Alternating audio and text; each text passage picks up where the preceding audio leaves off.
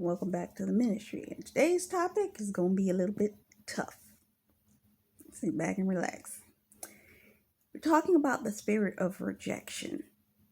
When you've been rejected, it can be hard to receive from a person that is trying to give love.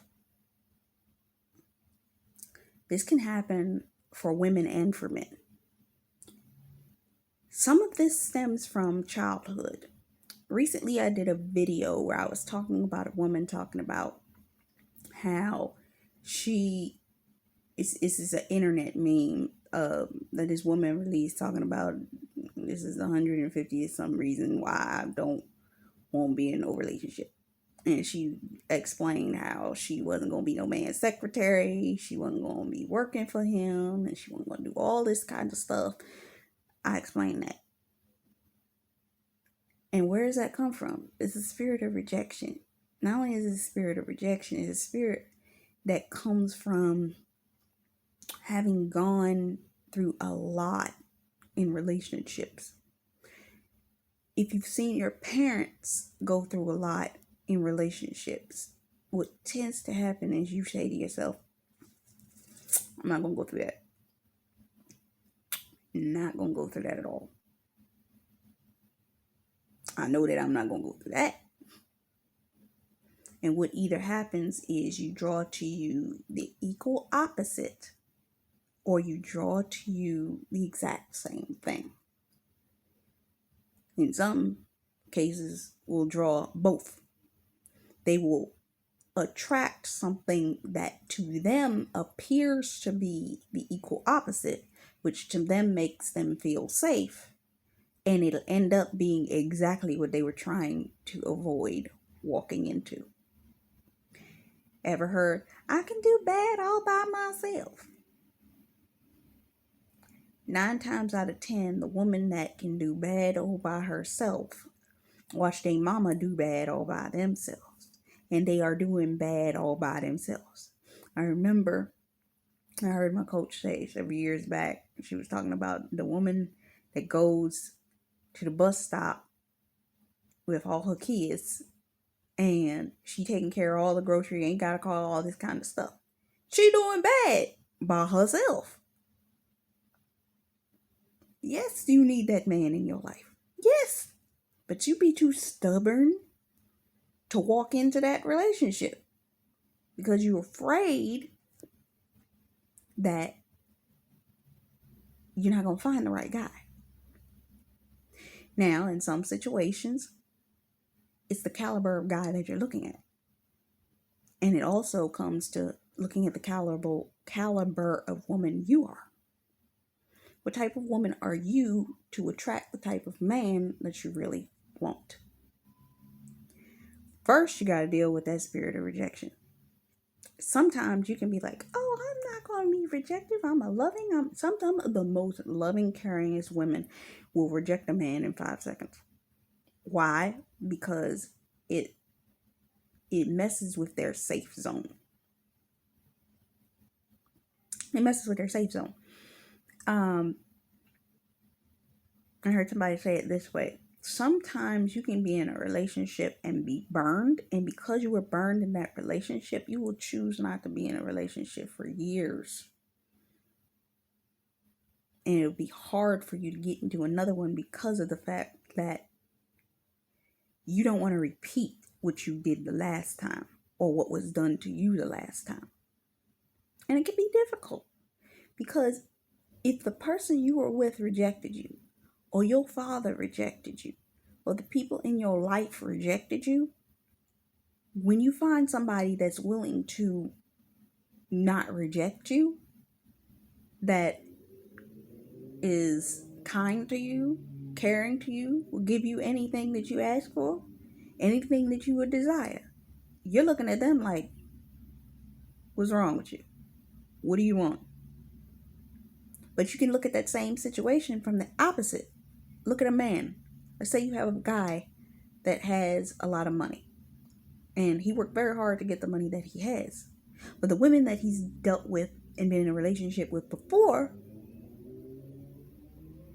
They just wanted his money, or they wanted to have the ability to have access to his status, whether it be that he was a high powered, uh,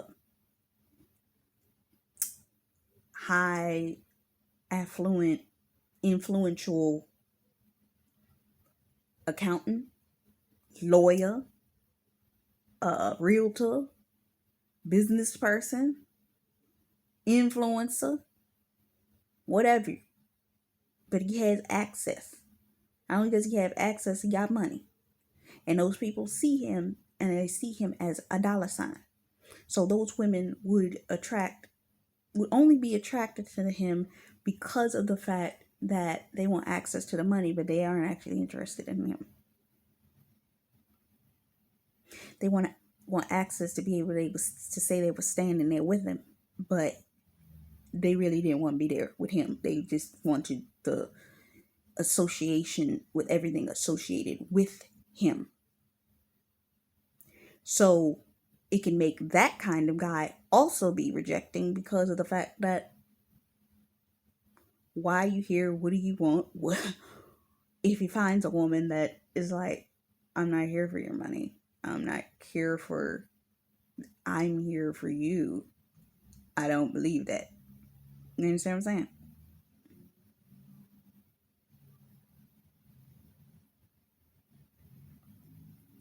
And you get two people like this and put them in a space together, it may be a scenario where it's difficult for either one of them to begin at the beginning to trust each other, because of the fact that, how I know?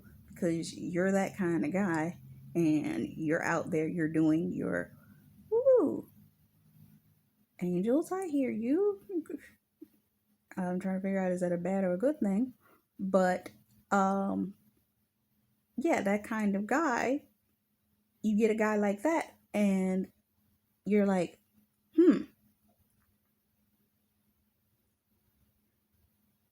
should I trust you? Can I trust you? Is this person trustworthy?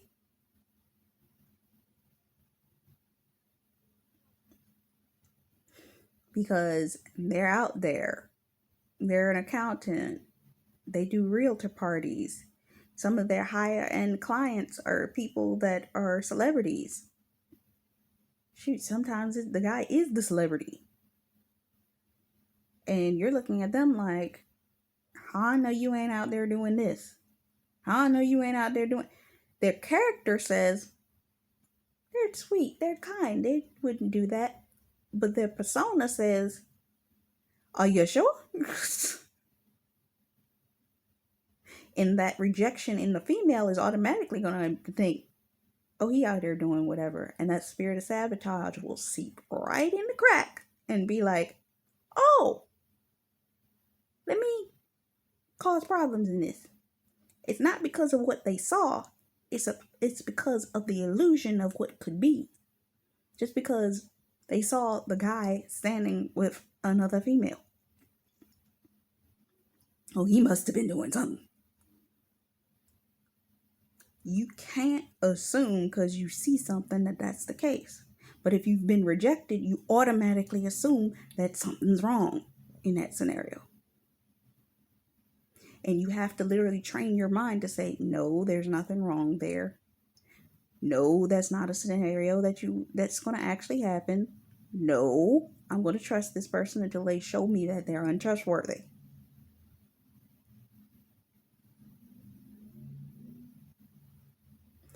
I heard a young woman, she did a Zoom chat, and she was talking about, when you are healing from previous relationships and you get into a brand new one and you're dealing with like spirits of rejection and certain things like that, what will happen is you will see red flags.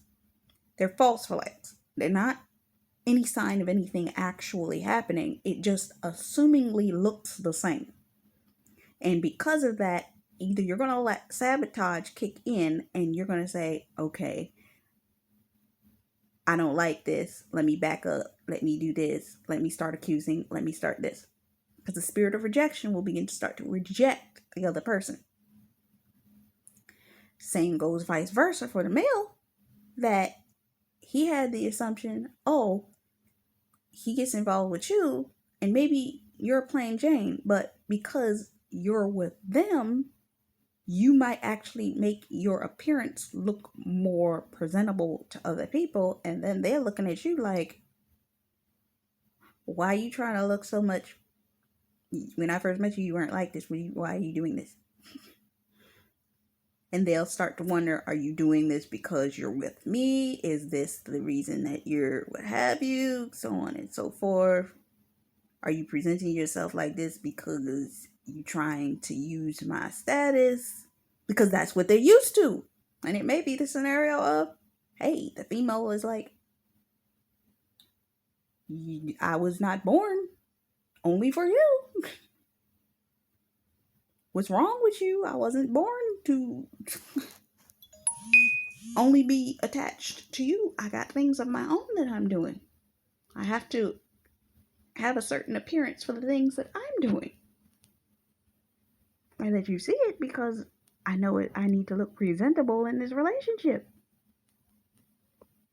Why are you flipping out? For what? When you're in a relationship with somebody, rejection can come in multiple forms. They look at red flags. A man's gonna look at the red flags and be like, wait, wait, wait, and they'll either back up or decide that they are going to close off.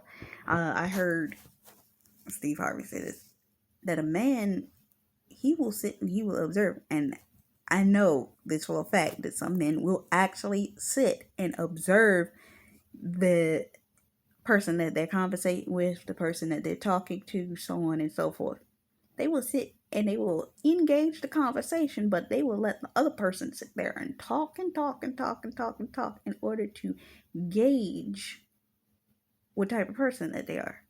If they're a talker, if they want control over the conversation, if they're controlling, if they're so on and so forth. A man knows what type of person that they're dealing with right off the bat. They can really figure that out within 5-6 minutes of having a conversation with them. What it is, what type of person they're dealing with, how that person engages, and so on and so forth. If they're controlling, if they're not controlling, what and what have you. And because of that, they will present themselves in a specific way. And depending on the type of person that they're dealing with, they will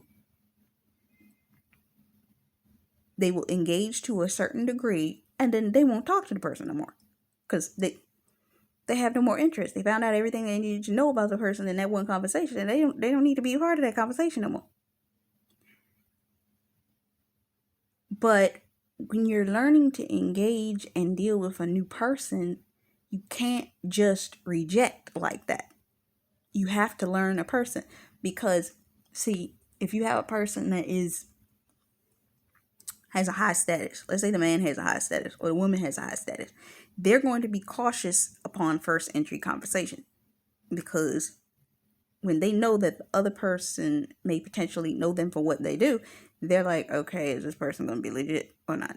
Are they just going to be what have you? So they're cautious of the fact that, oh Lord, it's going to be one of them.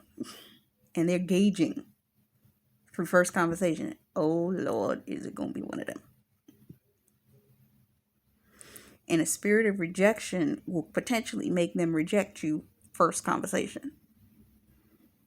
What the Lord does is he forces two people that, and I don't like using the word force, but because God is a God that gives us the right to make our own decisions, but at the same time,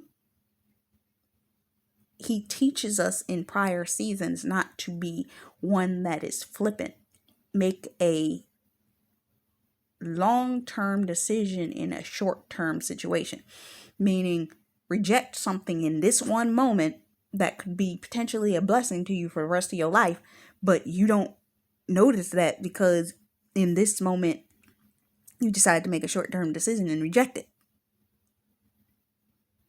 but you didn't see the fullness of that scenario, how that was supposed to transpire and how that was meant to play out. all that comes from growth. You must learn to grow into these types of relationships. And they always say opposites attract, but sometimes it can be scary for two opposites to be placed in the same situation because the spirit of rejection can take over. I remember years ago I had this conversation. I know this was a godsend situation because a young woman, I had helped her with something and I prayed for her, and she came back to me. And that particular day, I had prayed for her before I stepped away from her, or I don't know, because I know I had prayed for her before, but this particular moment, I think I had just prayed for her, and I turned to walk away, and she turned to me, and I'm gonna be transparent. She said to me, "Random, when your husband comes, don't reject him." I said, "What?" Because for one, I don't know. The scenario we were in, there was no reason. I never said anything to her about desiring marriage, nothing of the sort. This was random. She said, "When he comes, don't reject him." I said, "What?" And it always stuck with me. And I know who mine is. And I know the type of guy he is.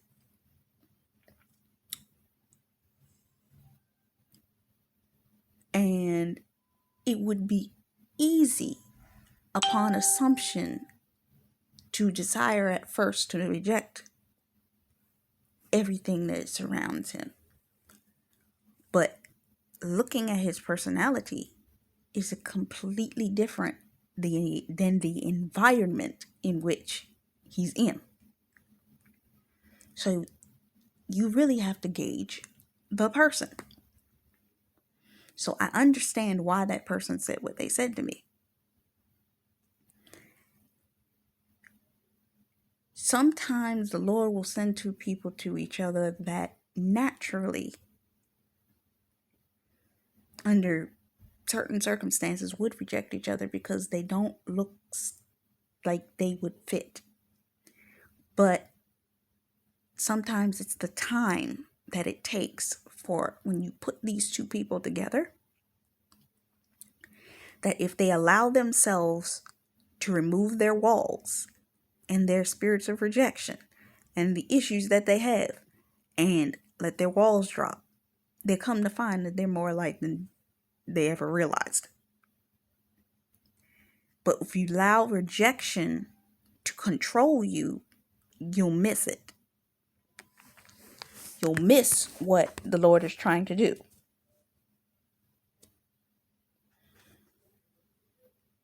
You find that people that are to themselves give to get validation, and the people with low self-esteem give with no desire to want to get anything back.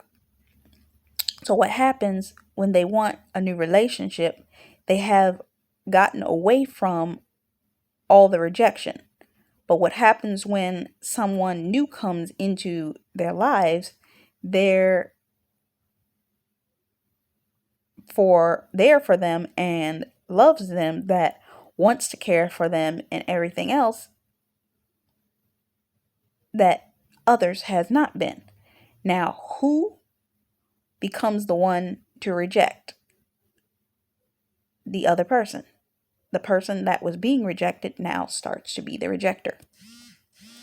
They are like a dog that has been abused, that does not know how to accept love. They know how to receive it. This can happen with money. Think about that. If you've been manipulated with money, if you've been used for money, if people use your money, you have a tendency to reject because you're like, "Oh, this person is just here for my money. How can I receive love and give love when I have never seen it done before?" If all you have ever seen is rejection. All you've ever been is rejection. You become cautious of someone willing and wanting to give you love, and with no strings attached. No manipulation. They're just 100% themselves, just interested in you, love you, and are willing to show that to you. You have to be willing to be open to it, and that can take practice.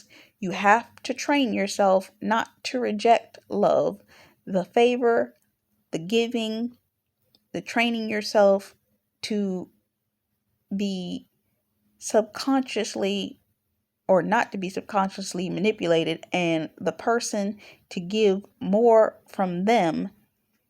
Being honest is what is going to make the difference. Keep yourself open. Most people will close themselves off. That is what the problem is. Not allowing yourself the ability to be open and truly shift into the needs that are necessary to change. That love can mold you and shape you, eventually heal those wounds, but you must be willing to receive it. Are you willing to receive the blessings of the relationship? Because if you're open to it and allow those walls to come down, you'll both find that you can receive. And it's a day-to-day fight, because if you are used to closing off, your wall may come down. You say, okay, I'm going to bring my wall down. But the second you see a flag, you're going to bring the wall back up. And you have to constantly train yourself. I'm not going to put the wall up. I'm not going to put the wall up to this person. I'm not going to put the wall up to this person. I'm not going to put the wall up to this person. And the same has to be done on the other person's end, because if they're not careful, they will start to put a wall up. And this is where you run into arguments and confusion and all kinds of stuff. And these arguments, if the person has a problem with rejection, that may cause them to sabotage and back up, remove themselves, separate themselves, because they don't like conflict or confusion. But sometimes, I heard this said before, and it's true. If you think of a person that has a virus, at the beginning of the onset of the virus, before they get sick, they feel normal. In all actuality, it's the beginning of the healing process that they get the sickest.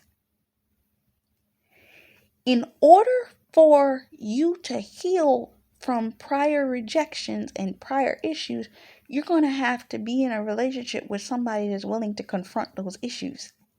You confront their issues and they confront yours, because that person is going to become your mirror, and that mirror is going to show you some ugly parts of yourself, and the same for them. And you have to be willing to still stand in the midst of it and not reject it when it happens. It's not going to feel good, but you got to still walk through it. It's not going to feel good, but you're still going to have to walk through it. It's not going to feel good, but you have to be willing that if you're going to be in a relationship with this person, to say, look, I'm going to be in this relationship with you. Are you going to be in this relationship with me? Because a lot of cases you'll find that the woman, and this is what causes the woman to become a rejecter, because of the fact that they've been in the relationship and they've stood and they've stood and they've stood, and the other person wasn't willing to stand. Second that anything happened, they were willing to run. And it's like, what did I do to make you run?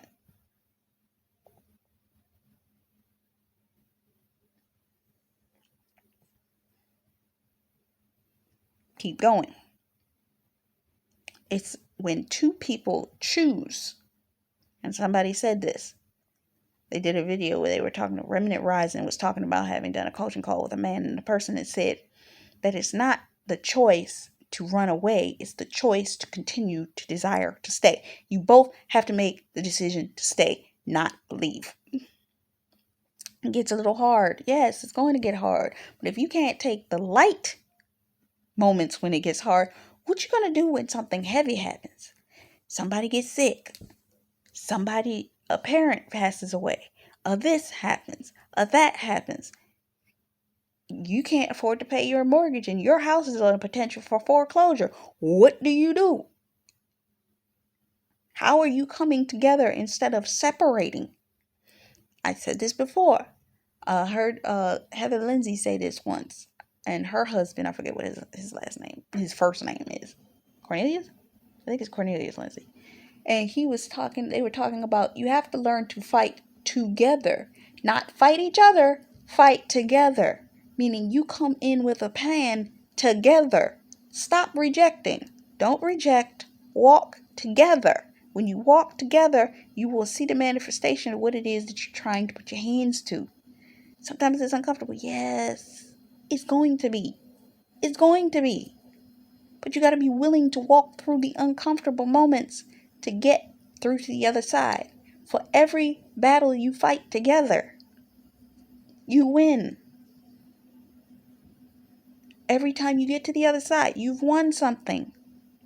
It's a blessing in getting to the other side of that experience. It really is. But you have to be willing to walk through and get to that other side. And it's uncomfortable. I know. And you feel like, why am I doing this?